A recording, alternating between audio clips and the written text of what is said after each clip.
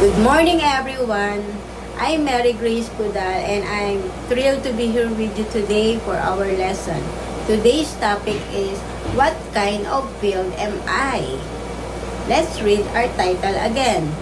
What kind of field am I? And our main reference is from Luke chapter 8 verse 15. Now, let me read it one more time. Luke chapter 8 verse 15. Thank you for listening and let's dive into our lesson. Main points. Today, we will explore three main points regarding the concept of fields and seed in relation to God's Word. Number 1, figurative seed and field. First, let's discuss the figurative seed and field. In Luke chapter 8 verse 11, we learn that the seed represents God's Word. When we take a look at Mark chapter 4 verse 14, it says, the farmer saw the words. The seed in this context symbolizes the message of God we receive. 1 Corinthians chapter 3 verse 19 tell us that the field refers to a person. Therefore, when we think about the seed and field spiritually, we realize that our hearts are the fields where God's Word is sown. Luke chapter 8 verse 15 highlights that good soil represents a good heart. Number 2, 4 types of field.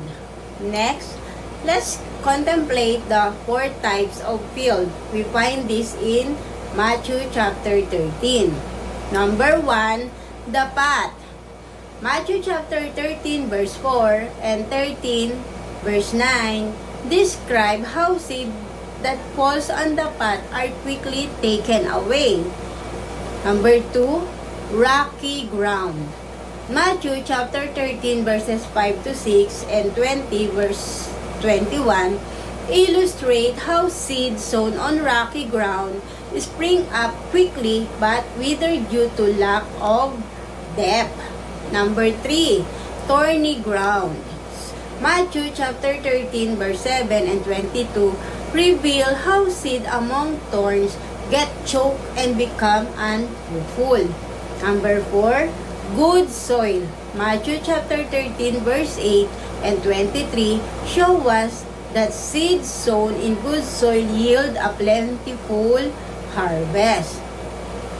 Third, condition to be a good field.